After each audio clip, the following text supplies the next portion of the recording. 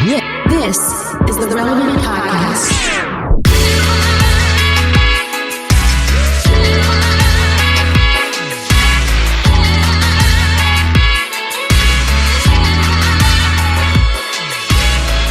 It's episode 1086, and it's a Relevant Podcast.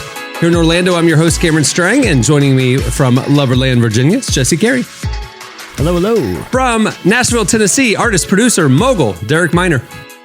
What up, dog? And just down the road there in Nashville, our very own downtown Emily Brown. Hey, y'all. We have a great show in store for you. Coming up later, we talk to Upperroom, one of our favorite worship collectives. We also have your feedback and relevant buzz and all that. But before we get going, I was going to say, it's Barbenheimer weekend. Yes. Who isn't excited about this? This is... What weekend? Derek's the one who's not excited. Barbenheimer. What is Barbenheimer? Barbie and Oppenheimer. How many... Like, I've talked to multiple people that are doing the double feature. And Oppenheimer should be noted as 3 hours long. And Barbie is clocks in, I think, just over 2. So we're talking 5 hours... Plus the gap, plus the gap in between. Yeah, you got. And I've heard a lot of debates about this. Whether if you're going to do this, which one? My thing is, you got to eat the steak before you have dessert. Like it's clearly an Oppenheimer Barbie situation. I know a lot of people going Barbie. Because who's in the mood for atomic bombs like in the morning? You know what I mean? No, you got to start the day light. And then you eat nighttime. You do your heavy lifting. I don't know. I think I see both. I think the people who do Barbie first and then Oppenheimer, it's like if you start with Oppenheimer, then you're going to be thinking about atomic bombs while you're watching a Barbie movie because you're still going to be like in that. Cleanser. It's a palate cleanser. It's the limoncello. It's a limoncello after you had the pasta. Hopefully that you're risking it though, because it also seems like Derek is Barbie like does get a little bit. Look at his face. I've never seen it. Derek, I've never seen you more disinterested. Less interested ever. And there have been a lot of things that we've talked about that he sits back. He like gets up, goes to the restroom. He doesn't care. This is another level of disinterest. He almost fell asleep. Do you have interest in either of these films? In no shape, form, or fashion. Dude, this weekend is going to save Hollywood. Like every movie that's come out so far has been a disappointment. You know, Indiana Jones was a flop, and The Flash, and all the others. And this is the one. This weekend saves Hollywood. They say so. We'll see. While the actors are on strike and the writers. Well, this is really going to be like the big last kind of like Hollywood weekend for a while, I think, because of this. Like, I mean, no one's doing any press. There's not going to be any like new film. I mean, there will be new films coming out, but there's no promo for them. Like, this is kind of like the one last hurrah before here's my suggestion. 400 years of silence. Here's my suggestion, because I think if either of these movies were coming out independently, like there would still be people would still be excited that wanted to see Barbie movie are going to go see Barbie movie. People that want to see Oppenheimer, but if there was like a 3-week gap, I don't think people would have. It wouldn't be like meme-ified like it is right now. I read somewhere that they've sold like 40,000 double feature tickets. Yeah, right. Mm-hmm. You know that people are just going to sit in a theater for over 5 hours watching these just because it's kind of a cultural moment. That's wild. So I had an idea with so the two movies together are basically one Avengers movie. Derek likes like about 5 hours total. Yeah, it would be like seeing Infinity War and Endgame. At least there's explosions. Hey, there is an Oppenheimer. Spoiler alert for the end of Oppenheimer. I think I know how that. I'm just like somebody asked me. It was Oppenheimer, and then it was the movie. I think The Sound of Freedom. Yeah. And I said. They asked me, was I going to go see it? I was like, no. And it's not because I don't support, Sound of Freedom or Oppenheimer. But I also don't go see like movies about slavery and the Civil War. Like reality is real enough. Yeah. Like if I'm being honest, I probably would go see the Barbie thing a little bit, but it's Barbie. I'm just not like I'm not interested in no shape, form, or fashion about a Barbie movie. Like there's nothing that's interesting to me. So here's my idea though, because we do see there's an appetite for these like experiences, not just going to the movies, but making a day out of it, right? Right. Emily, to your point, there's a writer's strike, there's an actor's strike. The movies aren't being promoted, they're holding the release dates on stuff. We're going to see a pause. Why don't we just run back some movies and just like have a Chris Farley weekend across the country where it's like I'm gonna go watch Tommy Boy and Black Sheep back to back at some just all across the country. Why don't we just dust off a couple of fun double features from back in the day? Die Hard and Speed. Who's check not it out. going? Who's not going? Me and my sons in the past 7 days have watched The Waterboy, Liar Liar, and yesterday we just watched Major Payne. Love it. And Major Payne. It's been the best time in our lives. Like, they are dying laughing. I'm dying laughing from nostalgia. They're dying laughing because Damon Wayans and Jim Carrey and Adam Sandler are ridiculous. Like, so I'm with that. Like, that's my speed. For sure. I like that idea, Jesse. For real. If they next weekend were like, hey, we're going to do In the Army Now with Pauly Shore and Major Payne with Damon Wayans. In there. I'm there. Who's not going? I'm not there. going? All day. And everyone's going dressed in fatigues. And Yes, I'm there. I'm there, bro. What's funny I'm with there. If they did Juice and Boys in the Hood, I'm there. Right? Exactly. Yeah. Exactly, and then nightcap it with the other Wayans, like don't be caught drinking a Juice in the Hood or whatever they're paired with. Exactly, exactly. That's the nightcap. Or a Friday marathon on a Friday night. Friday, all three Fridays on a Friday night. You know what I'm saying? This could save Hollywood, guys. So I'm good. That's what I would do. Yeah, because I think that's a great point, Jesse. I think you're onto something, because now we don't necessarily care about going to the movies to see the newest thing. I think it's the experience of being in the theater now. Mm-hmm. Like the movies, it doesn't really matter.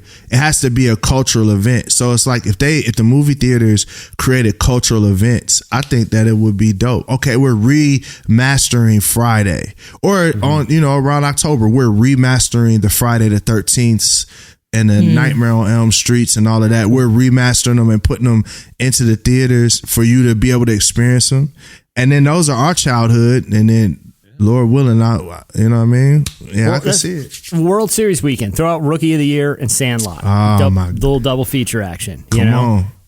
I'm just saying. NBA Finals, Air Bud, Space Jam? Like what? You go All Space the Jam. What's the Whoopi Goldberg becoming the coach of the Knicks? It's called Eddie. Eddie. That's it. It's Eddie. She won a half court contest, become assistant coach for halftime. If I recall, which I'm pretty sure I do, she was attending a Knicks game. Like it was a halftime contest, and you hit the half court shot. You got to sit on the bench as an assistant coach. Something transpired in the plot where I think the entire coaching staff was thrown out of the game. And Whoopi Goldberg, who plays a Knicks fan who won a contest, takes over for halftime of the team, inspires the team, and ends up becoming the full-time coach. Isn't that the plot? Yeah, I think it is. Eddie and Semi-Pro. There you go. There you With go. Will Ferrell, Eddie and Semi-Pro. That Semi-Pro it's a slept-on movie by Will Ferrell. That's great. Everyone talks about Step Brothers and Talladega Nights. Semi-Pro is up there too. The Flint Tropics, It's- man. Well, there's a baseball movie, Little Big League. I don't know if you remember that one, where the kid inherits a baseball team from his grandfather. I think it's the Chicago Cubs, maybe, and somehow inserts himself into the lineup. You know what baseball movie wrecked me, and I do not suggest Major League. y'all watched. No, Angels in the Outfield. Hardball. Oh yeah. When Was that Keanu Reeves was the coach of the kids, man, go watch Hardball. It is one of the most moving movies.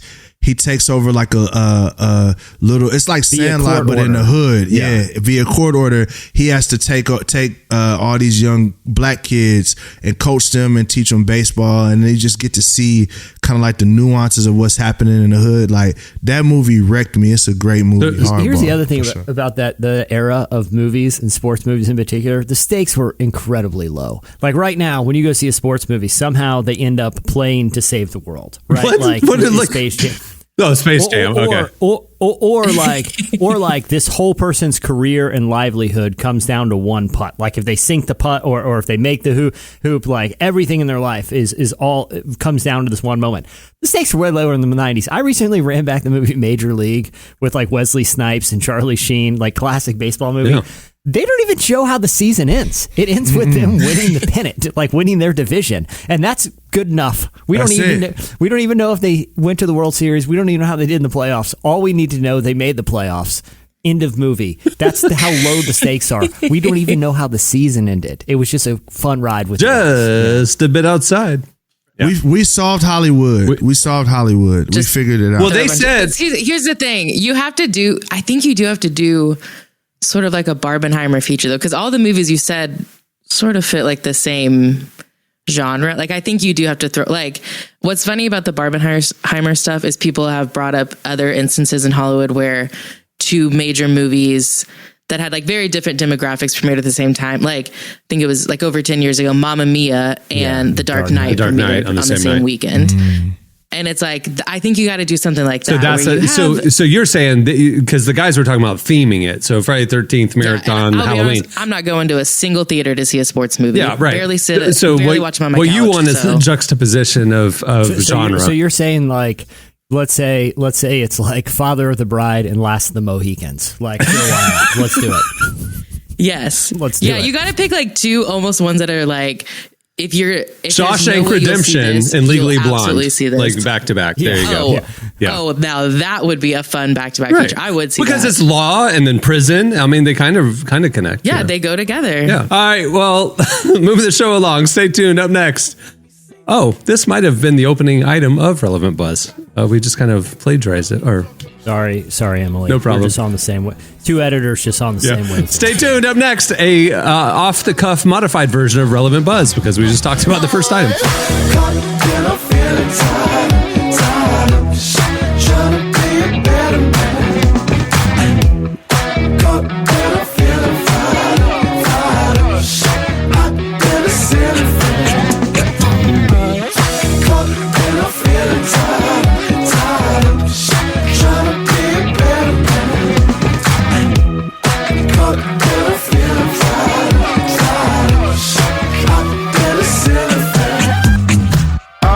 Listening to Genesis Owusu. The song is Tied Up.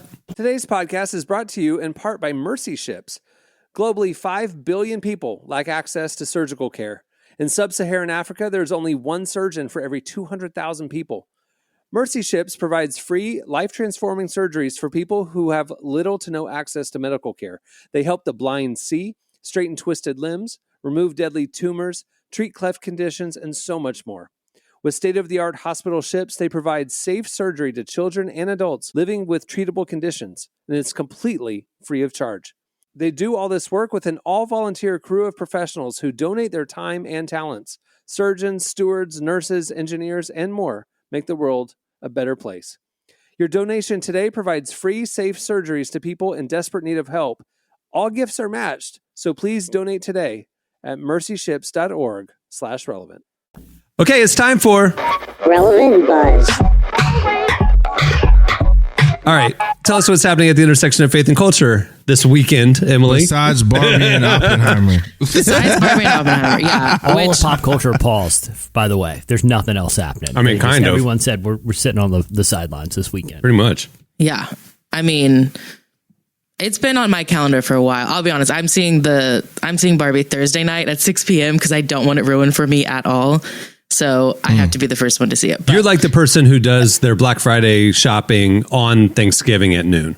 Like you're going to the Walmart right then. Don't put that on me. No. All right. I have strong feelings about those people. That's we have to save that for actual Black Friday talk. We can't talk about it now. Wow, I didn't realize. I didn't realize how strongly I felt until you called me that, and I don't like that. She was like, "Don't you call me that? You get the dirty words out your mouth." I respect the holiday. I respect the holiday. The meanest thing you could ever say to me. No. No, but we are talking about how this kind of is Barbenheimer is kind of the last big Hollywood event for a while because Hollywood is basically shutting down for a while. There's a major strike that's been happening really since May when the writers' strike began. But last week, actors joined them. So all that to say, we're not going to get a lot of new stuff from Hollywood for a while, except there have been a few exemptions. And one that we wanted to note was The Chosen was granted an exemption. So they will continue to produce their 4th season. Initially, they announced that they didn't have the exemption, but then after a few days of behind the scenes discussions, they reached an interim agreement, which means that the production company, because it's independent, they get to sort of decide some things separate from other studios. And so they've agreed to meet some of the requests from the union, including an 11% raise for all of the actors. But what was said was that the independent studio separately agreed to the terms that the actors union was asking for. So the big studios are fighting back against those terms, but The Chosen said, no, we'll pay those terms. And so they got the exemption. So they gave them everything they asked for to finish the season. Yeah. That's dope. I wish music would do this. What do you mean? Because, Right. yes. Oh, because of the streaming payments. Bro. Yeah. Oh, Bro, like I'm not even It's broken. gonna lie. It's a broken system. The whole system's broken. Yeah. Music, like I'm watching artists that are really, really popular, and some of them still living with their mom, and it shouldn't be that way. Right. It's almost like for me, music. Yeah, it's we need to do something. Is there a comparable kudos to the actors? I was just going to ask, like, for music stream, like, I don't know much about music stream. So, like, how much do you get from streaming at all? Like, what are you hoping changes in the industry? Well, it's not just streaming. I'm not going to just blame it all on streaming. Like, honestly, Right. Streaming, it's a catch-22, right? So with an artist, like, there's fans I would have never had without streaming. Because there's people that would have never taken the chance to listen to the music, et cetera, et cetera. But do I feel like we need a raise there? Absolutely, for sure. But I don't think that it's just streaming. Think about it. Even social media, like if I have 1 million views on an Instagram video, I should get paid a significant amount of money. Like it shouldn't be a small amount, like even on social media streams, quote unquote streams, right? So, but it's bad. It's less than a penny per play, to be real. Is there a comparable? The reason why Hollywood can do this is because if you want to work as an actor or as a crew member or a writer, you have to join the union. You just have to. And so Part of the guilds. right? So the guilds can dictate terms with the studios collectively. There's nothing like that at the Grammys, the Recording Association. There's nothing like that in the music industry. Nah, so I'm chair of the Recording Academy. So the point of the Recording Academy, or I'm a chair in Nashville, so the Recording Academy, it advocates for sure. It's going to advocate, but the thing we know that pushes the ball forward is what's happening now. There's not going to be any more movies, guys, until we get our terms. Right. That's what moves the ball, Right. whether you advocate for higher royalty rates or whatever. I'm proud of the Grammys for doing this. The Music Modernization Act, we were a big advocate to push that forward. You know what I mean? So that was a very important thing as far as publishing is concerned, making sure these writers get paid. But that's the reason why music can't strike, because there's not a collective, like, we're not going to make music or not going to release albums unless you meet our terms. And the reason why is because music is so low budget to create. Even an independent film is going to cost a significant amount of money to create. Couple $1 million, right? So yeah. I think So I think music, it's so quick. Guys are making albums for $1,000. You know what I'm saying? They're leasing beats for $50 or whatever. There's always going to be, no matter if all the big artists say we're not going to do anything, then there's just a bunch of young kids that, make music off their phones and blow up. We kind of saw what that looked like during the pandemic. Like, new stars were created in the music industry during the pandemic. I don't know if y'all realize that, but the biggest artists, the Kendricks, talking about hip hop, the Kendricks, the Drakes. Well, Drake's always dropping, but the Kendricks, the J. Cole's, all of the big artists, none of them really dropped. So it made way for a lot of these younger artists to kind of, fly their wings. And I think that's the issue with music. Yeah, I mean, look at Billie Eilish. Her and her brother, became two of the biggest pop stars in the world, literally in their parents' bedroom with laptops. You know what I mean? Yeah, Post Malone, But, all the SoundCloud rappers. I mean, like, there's yeah.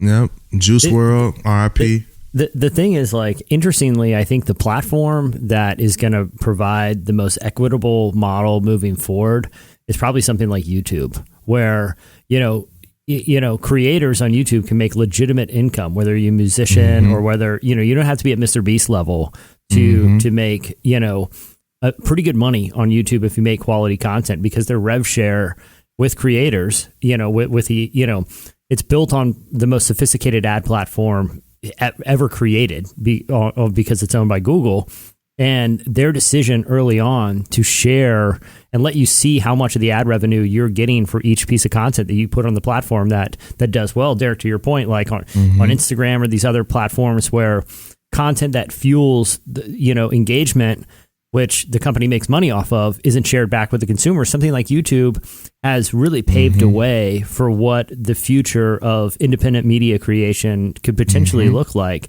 because their rev shares are so transparent, Yeah, and I think that's, as far as artists, I agree with you. I think the ad share on YouTube makes a whole lot of sense. But yeah, I kudos to the actors, kudos to the writers. I think standing up and saying, you know what, we're gonna strike. I think that's really important, because these movie companies are making gobs of money, and there's no reason why the actors shouldn't be getting a raise and getting paid. So the writers as well. So kudos. Emily, what was that one Hollywood exec like in this last year got like $500 million of like income or something? Oh, David Zaslav, how do you say his name? Yeah. Like these that's the thing is, like, these studio execs are like making a ton of money, and they're literally, the actors are and the writers are going like, if you could just make $400 million instead of $500 million for your salary, we could pay for thousands of people to have a livable wage. Well, exactly. And, well, not only that, but top tier talent too. I mean, like you look at the recent layoffs at ESPN, which is owned by Disney. The fact that they could cut 6 on-air personalities who make 8-figure or more revenue, and save countless dozens and dozens of production jobs. I think the pendulum's going to swing a little. I mean, right now you're seeing actors and writers, but I don't think the average actor, the average writer isn't making this, these crazy levels of income. But when you look at the top tier, that's when that's the other inequity you see. Like, yeah, obviously on the executive level, but then when you see one on-air talent making, in 1 year as much as every production member on the entire staff of a cable company, I think things are going to start to level out, because the whole business model of how we consume content is rapidly changing, Yeah, and I think we also have to make no mistake, though, right? People are they're watching First Take for Stephen A. Smith. Like, they want to see, so he deserves to get a high amount of money, right? And like, they're not, and this is unfortunate, but the production guy can get swapped out. So yeah, that's true. But it's the tier under the Stephen A's, like the people who are not replaceable, but like I mean, look, man, it's complicated, but I think a leveling out, whether it's on the executive level or on like top tier talent level, where you see, like I said, kind of incomes match what people bring to the table. I think we're going to see it more and more, especially now that, like I said, the business models are changing really, really rapidly. I think your point is right. Like, I think a lot of times when we think of actors, we think of like, the 30 actors that we can name, but the Actors Guild has 160,000 actors in it. I can't name 160,000 people, and so it's like those, it's like, I don't even know if I can name 160. Like there's so many people that need someone to advocate for them. And it starts from the top, from these high profile actors saying, no, I'm not going to promote my major movie because I want you to get paid. But it is even interesting. A lot of actors have been very transparent with their pay and their residuals that they've received. And it's like shocking how there's some actor, like there was one actress who was on the show Orange is the New Black, which was major on Netflix. And she wasn't a main star, but she was in every episode. No. She was in 40. She was in 46 episodes. She was the Asian girl. I'm forgetting her name, her character name. Her real name's Kimiko Glenn. Right. But I don't remember her name in the show. Yeah. She was like there. She was part of the crew in the you know who she is. Yeah. And she said she made like $27 in residuals from the show the last, and it's like she was a notable part of it. And you're getting $27 for the year. It's like that is a show that put Netflix, like that really helped put Netflix on the map when it first came out. She told the story how even the main stars, the core five or whatever, like when they were doing the red carpets and like the show had blown up and they were doing all these big events and premiering season 2 and all this stuff. Like she said, half the main cast was like bartending and working other jobs because they had to. It was not a livable wage coming from this hit show. And then the show would fly them out to do this big media events and stuff. Like they were Hollywood stars and they're going back to being a bartender the next day. It's crazy. Yeah. Yeah, the entertainment company is extreme, or entertainment business is so lopsided. And the thing is, this is the unfortunate part about it, even like with records. If I'm a businessman, right, and there's this artist that is unproven, doesn't have any success, I'm making their contract based on where they're at now. I'm not thinking what's going to happen if they're going to be Drake or if they're going to be J. Cole or if they're going to be the next Chris Evans or Chris Pratt, whatever, right? So whatever's happening in this movie is based on your worth now. Now, hopefully the success of the movie blows up, but that contract doesn't change. Right. You know what I'm saying? It doesn't change. So I almost feel like there needs to be some sort of like scaling thing. Like if certain metrics are hit, hey, your scale bumps up, everybody's scale bumps up like that. That's just logic. Like that's not, because I mean, we can't blame an executive for protecting himself, because for every Orange is the New Black, there's 20 other shows that sucked, right? That didn't do well. But when you have a hit like that, it can't just be like, all right, well, you know, hey, there's no scale, there's no nothing. Your face is plastered all over everywhere, but you don't get to participate in all of that. You know, that's not right. It's not right at all. And I think a lot of these shows too, like,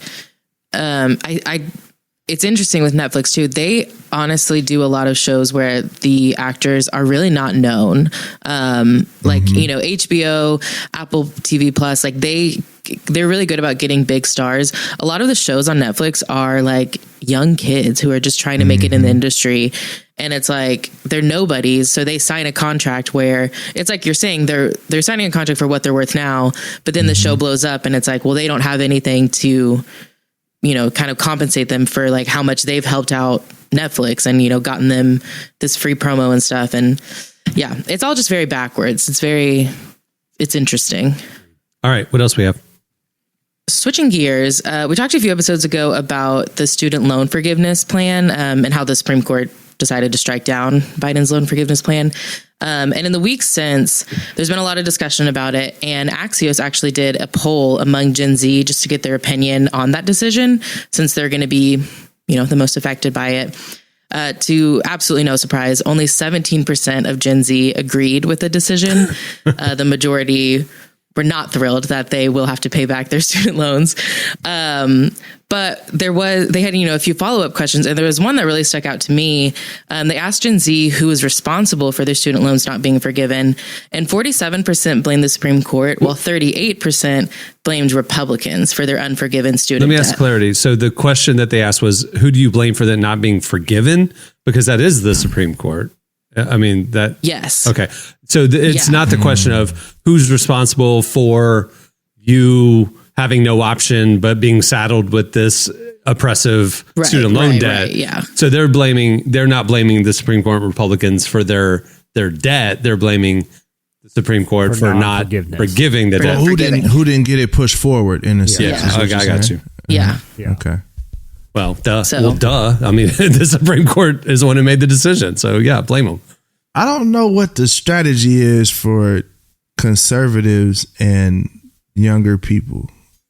Because it don't look like they have one. Yeah. Well, I mean, but your point, the follow up to this, like, is that exactly what you're saying is that when Gen Z, 17% only 17% agree with the conservative court and what Republicans are doing policy wise. Obviously, Gen Z has feelings about Roe v. Wade and all these things. Your point is dead on, because a lot of political forecasters are talking about the inevitable shift that's coming, where like conservatives have completely lost an entire generation. And it's like the tipping point is like right around the corner, where it's like not even going to be this 50-50 split that America has had. But like Gen Z has been so affected by conservative policies that almost like there's no going back or something. Well, to the point where, a presidential candidate has suggested raising the voting age to the mid to late 20s, as, sort of the implication being, that those are all lost anyway. But part of it's, look, is messaging too. Like, you look at something like this, student loan forgiveness. I don't really have a personal horse in the race, but I feel like Come on, Mr. Libertarian. How do you feel about it? Well, I'm not opposed to debt forgiveness or the government giving money back to people who are tax-paying citizens. Who are paying the money in. Exactly. I have no opposition to that. But giving us our money back. but I hadn't heard the case of like, well, look, why that debt? You know what I mean? Right. Why, sure. Those are people who are forgive mortgages. Oh, sorry. Yeah. Well, but what I'm saying is like those debt holders have college degrees and could be set up to advancing in careers, where a lot of debt holders don't even have that advantage. Like there just wasn't. I feel like, and maybe this is just a little kind of our.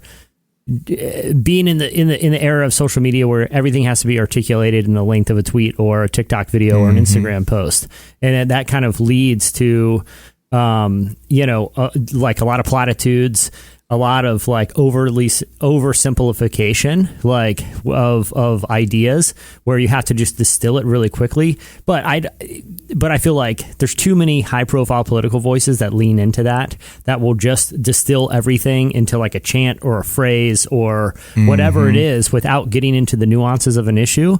And, it'd be nice to see the pendulum swing the other way to a degree, where you'd actually have politicians go sit down for long form. Like there's a reason, I know it's like a controversial figure, but there's a reason someone like, the Joe Rogans and Mark Marons of the world, have such big platforms and have been successful in podcasting, because people are willing to go on there and talk for 3 straight hours and have a nuanced conversation about a lot of different topics. Like if you listen to a writer sit down with Mark Maron, you feel like you actually knew them and understand the nuances of their work, because it wasn't just tell us 5 policies. If we had like politicians and leaders and lawmakers sit down for lengthy interviews where they're willing to be somewhat vulnerable, I think people would have a lot more understanding of the core of the position, instead of just trying to distill it into a video that's going to play well on Twitter, which is what we see. You know what I mean? Like, I think if you went back to that, like I said, those examples of just people in different fields being willing to sit down and be vulnerable and honest and have a real conversation with people, I think we would have a greater appreciation for both sides of an issue, instead of it just being the lowest common denominator, what's going to either inflame people and cause them to get angry and confrontational, or cause them to kind of rally around something. I don't think it does justice to the nuances of policy, I think the reason I said the conservatives don't have a strategy for the youth, because I'm like, listen, all right, let's say student loan forgiveness, not a good thing, right? What I've noticed with my kids, or just with people in general, that if I say, no, you can't have that, and it's an actual real problem, then I'm going to say, you can't have that, but we can do this.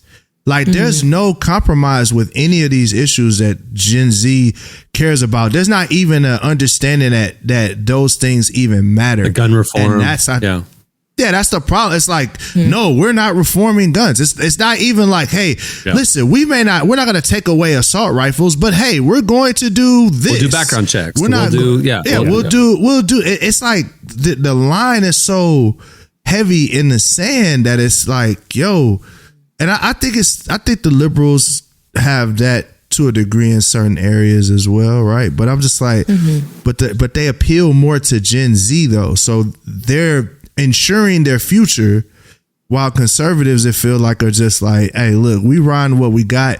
They got the Supreme Court. We got, those are lifetime appointments, but it feels like that after that, there's no real plan to try to keep voters happy that are young, you know? And younger people who are passionately pro-life feel further and further ostracized, like they don't belong anywhere. Because they also are affected by the decisions about student loan debt and the lack of gun control and like So it's like they care about other issues too. The climate, I mean, that's a huge one. Right. So it's like, okay, I'm pro-life, but I also care about climate change. I also care about gun safety. Where do I belong? Where do I vote? You know, it's kind of been our audience all along, but it's especially Gen Z seems to be affected. But I think, Jesse, I think you do bring up a really good point about, from what I can see, the politicians, which are very far and few between, who are willing to engage in like long form conversations about their policies and why they believe that.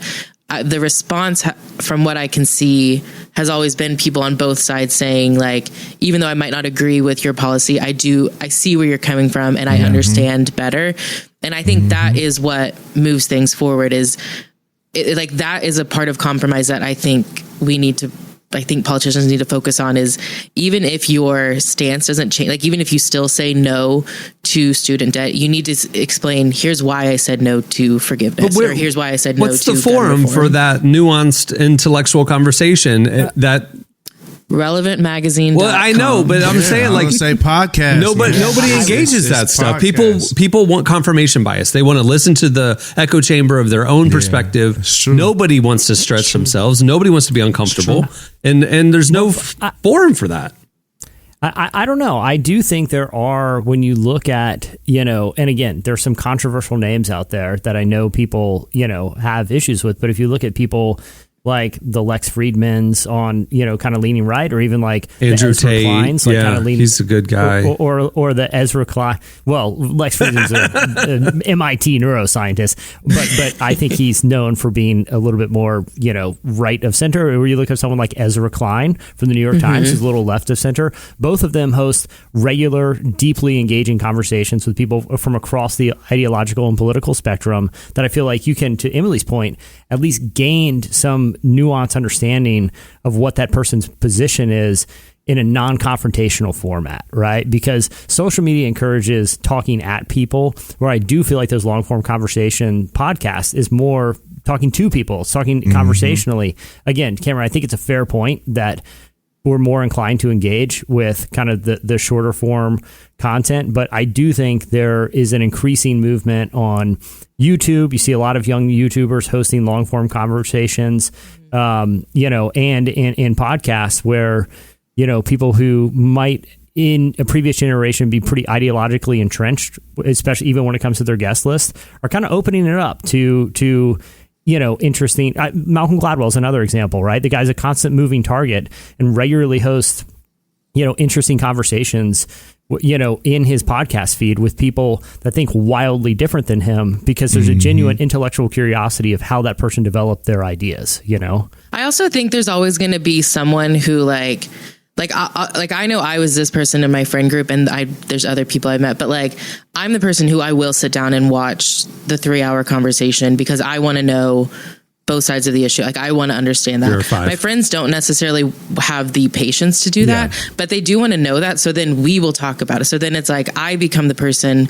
who can sort of like pass on that information. So I do think that, I think there is a desire, especially among younger people, to understand the nuances, understand both sides. Whether or not they have the discipline is like a different topic.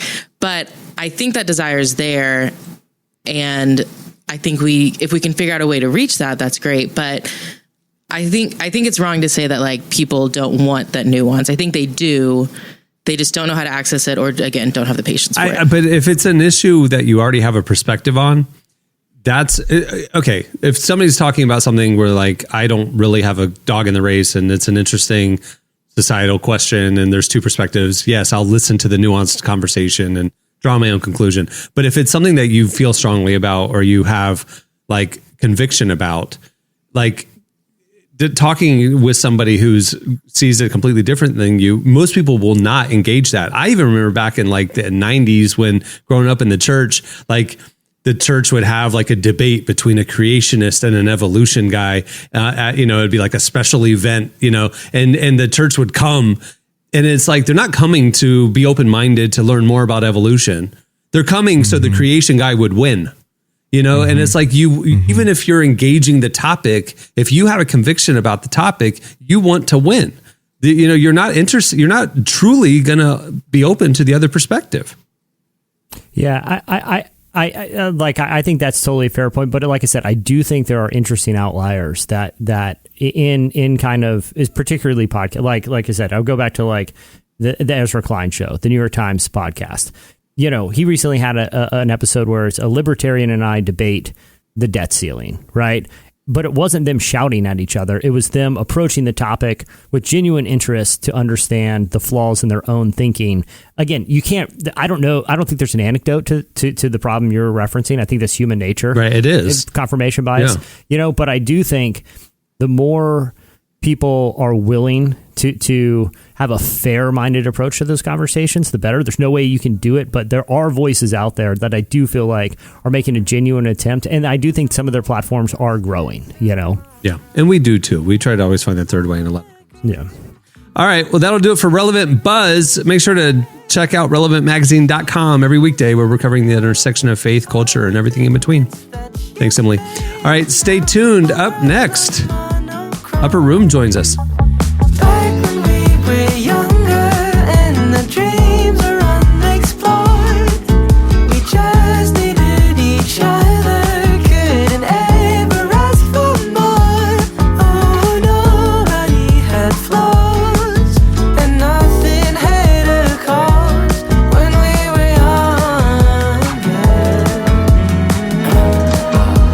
younger. You're listening to Grant Perez and Cavetown. The song is When We Were Younger. Well, today's show is brought to you in part by the new book, God, the Science, the Evidence. We talk a lot about faith, but how often do we talk about science in the same breath? You might be surprised to discover just how deeply the two actually agree. For centuries, science has been used to dismiss the idea of God, but today an intellectual revolution is underway. Modern discoveries in physics, cosmology, and biology are consistently revealing the same truth: creation isn't an accident.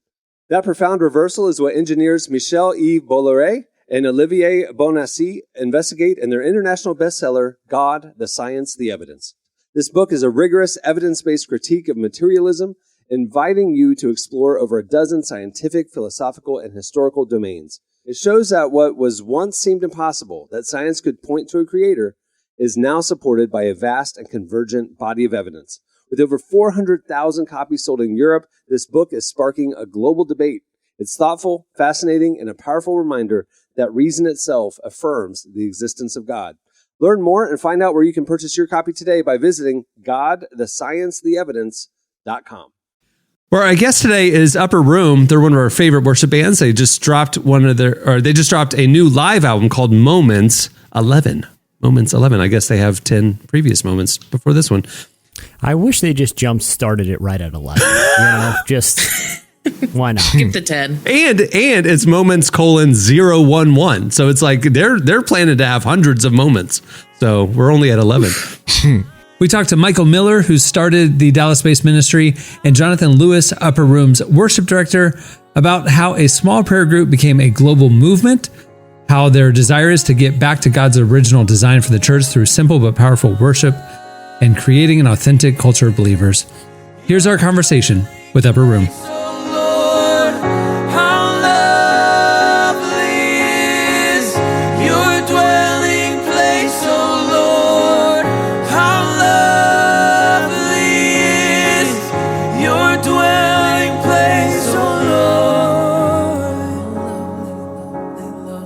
I'm curious, what is the difference between like a Moments album from Upper Room and maybe a different album that y'all might put out?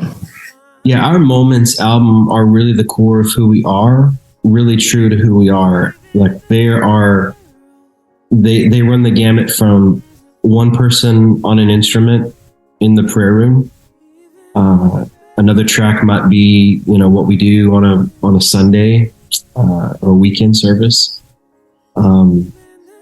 But we would say like our moments are really just our culture, who we are day in and day out, whether anybody's in that room or the room's full.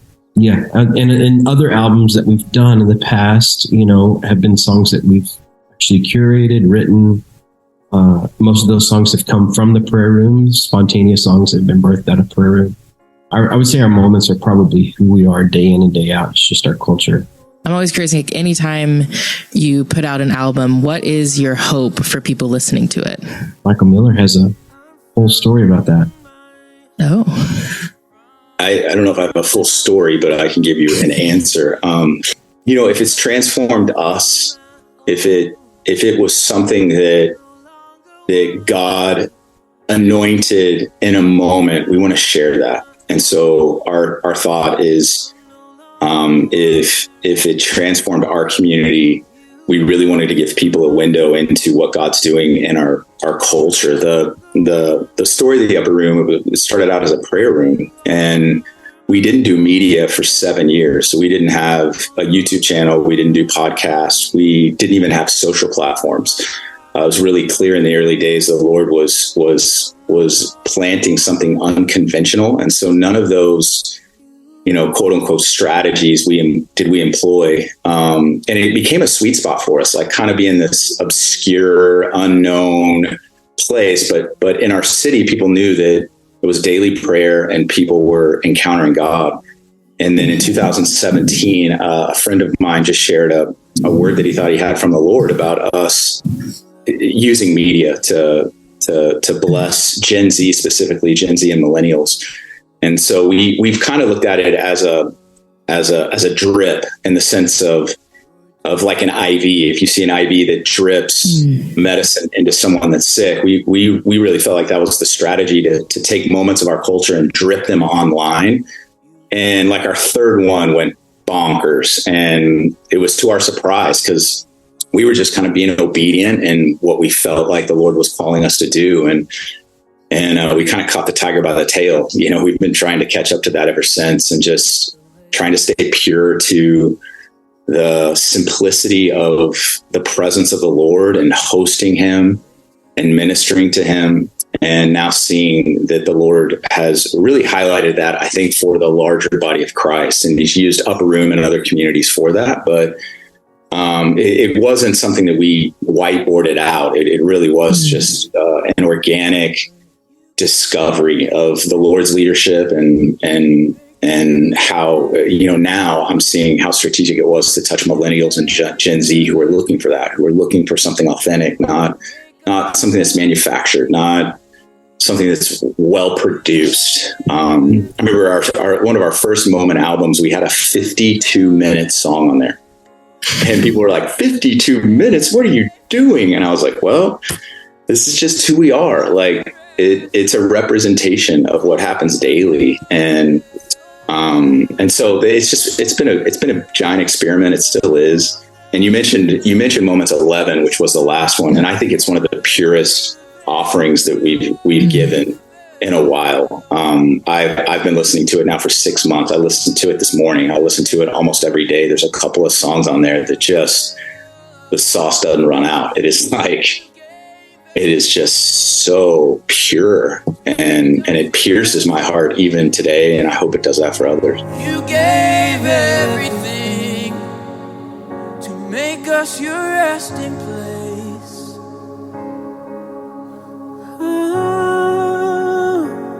Your temple, a dwelling place for you, Lord.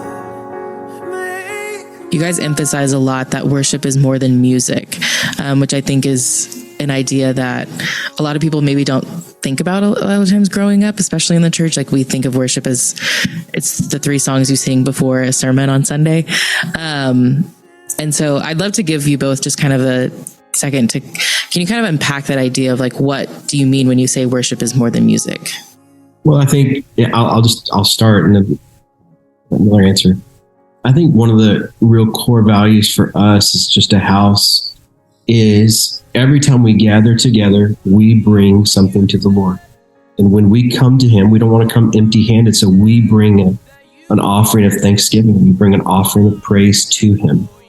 And one of the things that we have noticed about the Lord is that when we bring an offering to him of thanks, he's actually so attracted to that. I mean, like you look at like that throughout the Bible, he's so attracted to offerings. And so what we have noticed in just gathering around him is that when we come with an offering of thanksgiving in our hearts, one, it begins to just like deal with your soul, deal with soulish things. You know, like I often refer to it as when we come in with thanksgiving, it actually washes us of soulish earthly things. So when we're thinking about our own finances and let's just take finances, for example, when you come in, you're thinking about your lack of finances, but you come in with thanksgiving, thanking him for being a provider.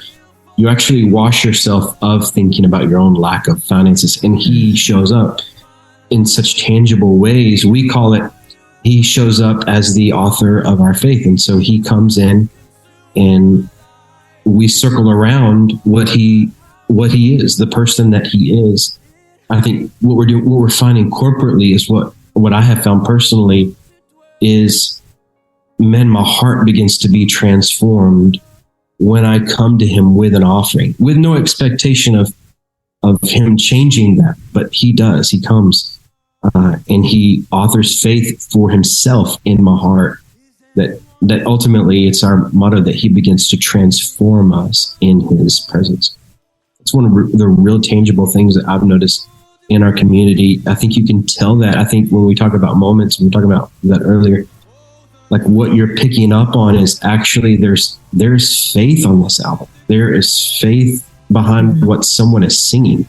When someone's just singing, whether they're the only person in the room or the room is full, they're singing, and they're singing full of faith unto a God who is actually the author of that faith.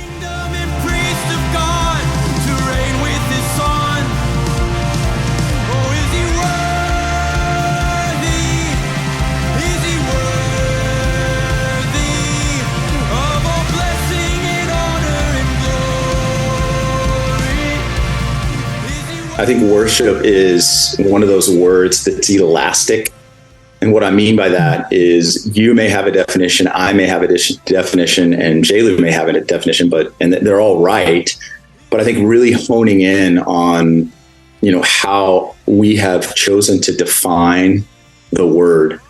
And we define it as agreeing with who he is. So agreeing with who Jesus, according to the Bible, says that he is. So not all songs that we sing are worship songs. There's intercessory songs, there's praise songs, but a lifestyle of worship is aligning up with the nature and character of who our God has told us that he is. So J-Lu mentioned provider. So one of the ways we worship him is by agreeing that he's a provider. We're not going to enter into fear. We're going to align our hearts and our mind with that reality and live a life that submits to that nature. And I think one of the primary ways the Bible instructs us to worship, at least together, is through song. So song plays a vital role in that, because it's the way that we express corporately with a unified heart, unified mind, through words to him. But those words should impact our hearts to walk it out in our life. And so, we present ourselves as living sacrifices, holy and pleasing to the Lord, for this is your spiritual act of worship. And then we're transformed by the renewing of our mind. And oftentimes when we come into the place of prayer, come into the place of worship, life attempts to redefine God. I think culture's attempting to redefine God. And he looks more like us than the God of the scriptures. And so what we've seen is that young people who come into an environment where there's agreement around the nature of God, in that culture, they're convicted about a life that's not submitted to that reality. And so while worship isn't music, man, he uses it. And we see in heaven that they're singing songs. So I know it's a crucial part to living out this life of worship, but I think it's an agreement unto who the Bible says Jesus is, the Father is, the Spirit is. And we've really honed in with our worship leaders like, hey, this is more of a praise song, or this song's more about us than him. This is about what he does for us. But worship is agreeing with who he is. So we've really been meticulous about the words we put in our community's mouths because it's an expression of their heart. Hopefully that'll be helpful for people listening. Just that definition, I think it can be a word that's interpreted in various ways. He has made us a kingdom of priests of God to reign with his son. Sing that again. He has made us a kingdom and priests of God to reign with his son. That was Upper Room. Make sure to check out their new album, Moments 11. All right, stay tuned. Up next, it's your feedback. You don't already know.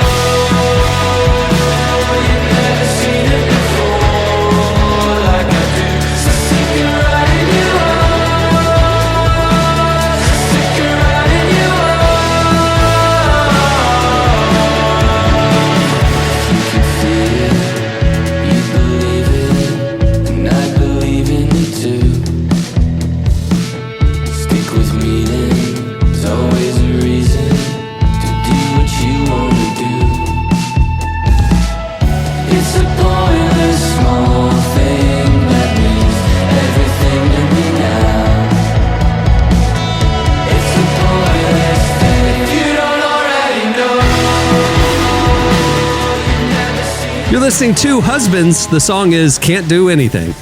So that makes sense. Husbands can't do anything. Yeah, I feel like- makes I feel like- makes a lot of sense. Yeah, a lot of people don't know this. It's a super group with Kevin James, Ray Romano, Tim Allen from Home Improvement.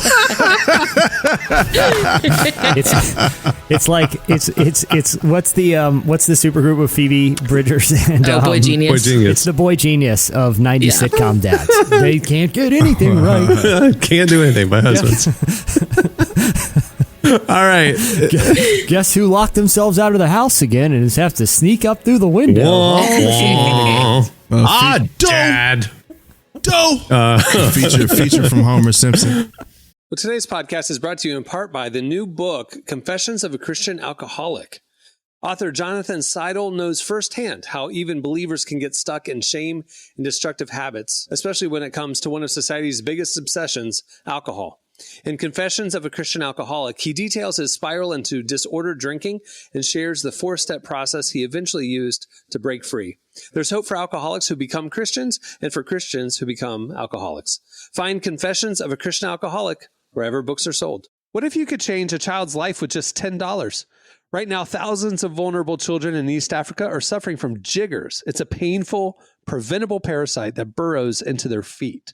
Soul Hope is the only organization treating it through foot washing, medical care, and durable closed-toed shoes that protect kids long after treatment.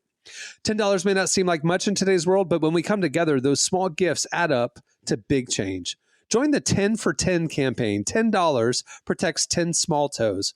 Visit soulhope.org/10 to give now. One small gift makes a big difference. Again, that's soulhope, SOLE, hope.org/TEN.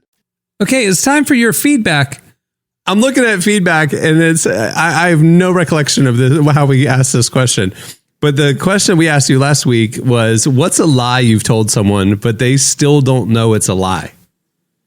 Emily, help me. Margaret Harvey got the best one. I'm just gonna let y'all know that. I'm gonna let y'all get a context, but Margaret Harvey got the best one. Jesse, do you remember how we got on this question? I don't remember how we got it, but I do remember one of the anecdotes that I heard a story about someone who went to college and was joking around talking in a British accent, and people thought he was British, and it was too late. Yes. And they spent the whole freshman year having to fabricate a story about being from England. Yeah. You know, you just got in too deep too quick. Yeah. You know, I can't remember how we got there, but I remember where it landed. Yeah.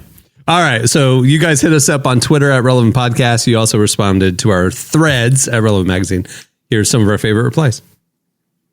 Margaret says, my husband and I told our kids Barney died so we wouldn't have to watch it anymore. Oh no. That is brutal. I like it. Hey, look, I don't blame you, but dang. Melody said she started a new high school and didn't have the uniform yet, so her dad wrote a note excusing her. She copied the handwriting. The school checked it by calling him and went on file to prevent against forgeries. For years, if I didn't want to do something, I just wrote myself a note. The reason I bring that up is because I did the same thing, Melody. And that was truly just because I would always forget to get my parents to sign things. So I made up a signature for my dad in like the 7th grade and just used that for the rest of my high school career. I think I did tell my dad and he didn't care. I'm grasping the complexity of her deceit now. Dad gave her a real note. She said, this is the first time the school is going to see my dad's handwriting. I'm going to rewrite the note, give the school my version of the same note. They check it with them. He said, yeah, I gave her a note. And she has her penmanship on file as her dad. That is brilliant. Some forgers are playing evil checkers. She's playing chess out here. Gosh, You know? I was a deceitful little jerk, but I didn't even think of something that complex. That is smart. Good job. M. Lockwood Porter, which sounds, I'll be honest, like the name of like a James Bond villain. M. Lockwood Porter. Mr. M. Lockwood Porter. No, it's one of Nick's characters, New Girl, one of his novels. It's Nick's character. Julius Pepperwood, yeah. Julius Pepperwood, M. Lockwood Porter. M. Lockwood, yeah. Did you read the new M. Lockwood Porter mystery novel? It's very good. I don't know how I feel about this, but listen, it's not me. It's M. Lockwood Porter. He said his best friend and him wanted to go to a Blink-182 concert in high school, but couldn't afford tickets. So we told everyone in our extremely Baptist Oklahoma town that God called us to spread the gospel at an evil secular concert, but we needed donations to get in. We turned a profit. Now, in Lockwood Porter's defense, I love it. He didn't say if he shared the gospel there. I love it. He could have. Now that is when you're playing chess instead of checkers. That's chess, boy. That's checkmate. Yes. Why do I feel like that's what a lot of people are doing today? Like they're just like, oh. Listen, I'm going to Jamaica to spread I know they have churches down there, but short-term mission trip, and I'm going on this mission trip to Hawaii. Hawaii is one of the most unchurched places on the planet. Yo, Please give me money to go there. I legit did go on a mission trip to Scotland, and people were literally like, Emily, are you really going on a mission trip? And it really was. Like, it was like partnering with the church, but I had a lot of people asking me like if I was just trying to play for a free trip to Europe. Were you like, Christianity's been popular there longer than it has here? I mean, we went to a church that was older than America. You know that basically our country was founded by people from around that region sending missionaries over here. Yeah. You understand that history, right? Yeah. All right. That'll do it for last week's feedback. There's more where that came from if you want to check it out. Okay, it's time for this week's Editorial question of the week. All right. So, we spent the first 10 minutes of the show talking about Barbenheimer. So the question of the week, we want to know your perfect movie double feature. We talked about themed nights, but then Emily pointed out, no, we got to do the juxtaposition. That's what makes it interesting. So what would be your weird pairing, but perfect pairing for a theater release double feature? Hit us up on Twitter at Relevant Podcast. And you can also hit us up on Threads at Relevant Magazine. We're posting this question everywhere, so just find it and then reply when you see it. Okay, we'll read our favorites on next week's show. Well, before we wrap things up, I want to thank Upperroom for joining us. Make sure to check out their new album, Moments 11. It's really good. Also, make sure to check out the summer issue of Relevant. It's out now. You can read it by clicking the magazine tab right there at relevantmagazine.com. Features a great cover story with Lauren Daigle. We have amazing faith leaders like Christine Kane, Judah and Chelsea Smith. We have amazing think pieces, issues, music, you name it. It's in there and it's free. Just go check it out. Share it. Help us spread the word. Also, if you want to get the beautifully designed, enhanced digital edition of the magazine, you can get it as part of your Relevant Plus subscription. All you have to do is sign up right there at the Relevant Plus tab at the website. You get ad-free unlimited reading at relevantmagazine.com. You get an ad-free version of this podcast. You get exclusive subscriber podcast and more. Plans start as low as $250 a month. It's the best way to experience our content. Go check it out. Also, if you like the music on the podcast, you can check out our Heard on the Relevant Podcast Spotify playlist. We update it every week. There's a couple other playlists that we update weekly as well. Just search for Relevant Magazine over on Spotify. Okay. On that note, we'll wrap it. I'm Cameron Strang. I'm Jesse Carey. I'm Derek Miner. I'm Emily Brown. We will see you on Tuesday.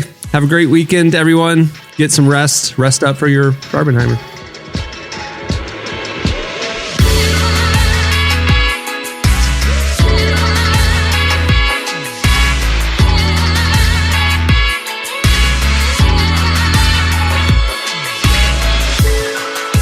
Thanks for listening to the Relevant Podcast. Check out our features, interviews, and news updates every day at relevantmagazine.com. And make sure to follow Relevant on Facebook, Twitter, and Instagram for the latest. For more great podcasts, browse the shows on the Relevant Podcast Network, which you can find at our site. And while you're there, don't miss the all-new era of Relevant Magazine. A new issue releases every other month at relevantmagazine.com.